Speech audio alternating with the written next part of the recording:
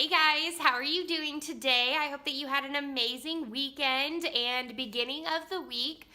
I thought that I would do something that I've been seeing around BookTube, and I thought that I would do 25 bookish facts about me. Now, I don't know how many facts I can come up with, so I have my computer so that I can keep track of how many I've done, because I don't know. But hopefully, I can come up with 25 facts. So let's see, fact number 1, I was addicted to the Mary-Kate and Ashley Olsen adventure series. It got me into reading and I loved it.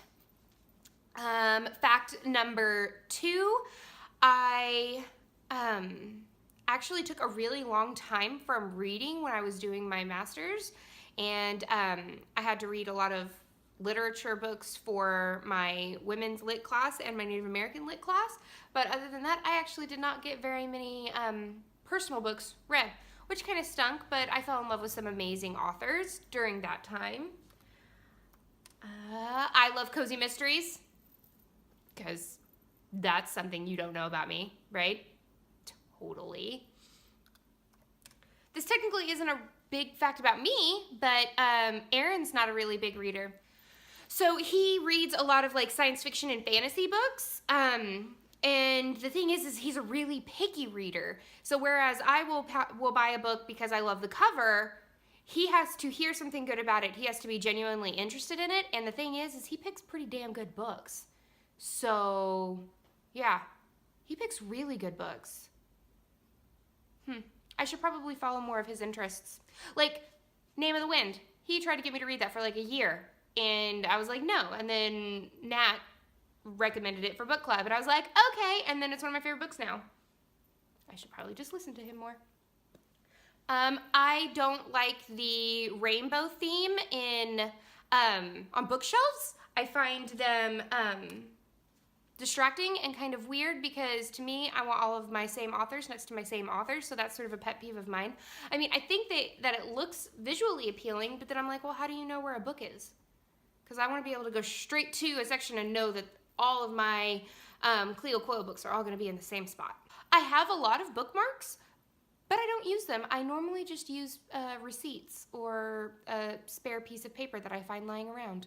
I used to read a lot of romance books whenever I was a kid, like Karen Marie Moning and her Highlander series, but I've grown out of reading romances. Speaking of that, I actually don't like romances in a lot of my books. If it has a sex scene that I feel like is not appropriate to the storyline, I actually skip it. I do not feel bad about DNFing books. I used to, but there are so many books in the world that I don't want to limit myself. If I'm not finding an interest in a book, I'm not gonna read it. I am in love with the Harry Potter illustrated versions. Aaron was super, super sweet and actually bought me my favorite one, the third one in the series, Prisoner of Azkaban, and it is absolutely gorgeous. I absolutely love Sherlock Holmes. Actually, my junior year, my English lit paper, I actually compared Sherlock Holmes with Giles from Buffy the Vampire Slayer, and I knew that my teacher loved Buffy just as much as I did, and I actually got a high B on that paper. Not an A. There were some grammatical errors and things like that, but I was pretty impressed with myself. I don't read a lot of YA books, mostly because I can't put myself in the main character's shoes, and if I can't put myself in the main character's shoes, then I am less likely to read it because I can't relate. Okay, even though I just said that I love Sherlock Holmes and I love Hercule Poirot from Agatha Christie's books, I actually cannot read a cozy mystery whose main character is a man. Like, I don't know what it is. I've tried, but I DNF them every single time. I think it's because I try and picture myself as the amateur sleuth, and for some reason, I just can't do it. I just don't read them. I keep books longer on my shelves than I need to if I know that I'm not going to read them, because I find that they are popular on BookTube. And so I have quite a growing TBR list, not necessarily because I 100% want to read the books, but because I feel like they're popular and I should read them. I should probably stop doing that and just read what I want to read. Yeah. I love coloring books. I actually have the mythical creatures and the other Harry Potter coloring book that they put out, and I love coloring them. They're fantastic and fun. and relaxing. Speaking of Harry Potter, I reread Harry Potter at least once every 2 years. Sometimes I will just reread the first one over and over and over again because it gives me all nostalgic feelings, and I love it. A lot of the books that I loved about 5-10 years ago, I can't really see myself rereading, like the Anita Blake series by Laurel K. Hamilton. I keep wanting to reread them, but the thing is that her characters get so intertwined with their love life that I want to just read the plot, and I don't want to read about the Adir. And if you've read Laurel K. Hamilton, you know what the Adir is and why that might throw me off from reading it.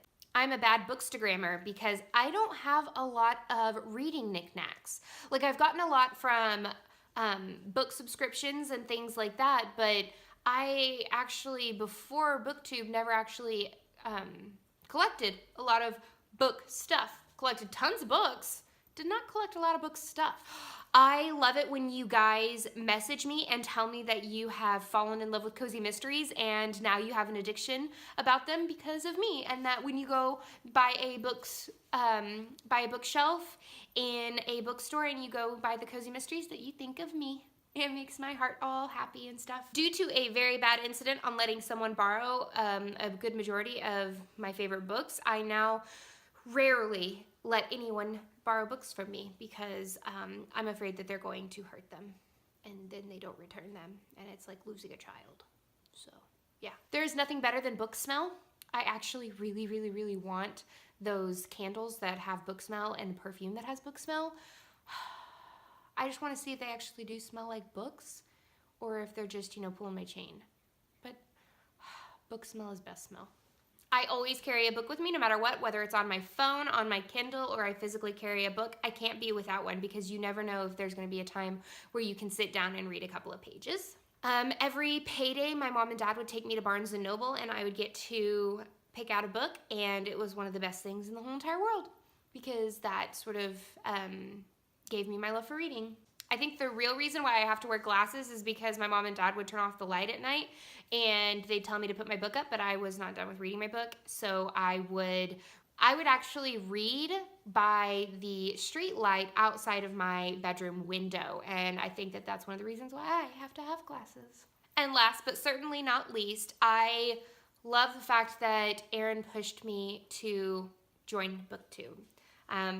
It's a bookish fact about me that I get to share my love for reading with all of you guys, and I would not have done that had he not pushed me and told me that I could do it and gave me the will and belief in myself that I would be good at it. So those are the 25 bookish facts about me.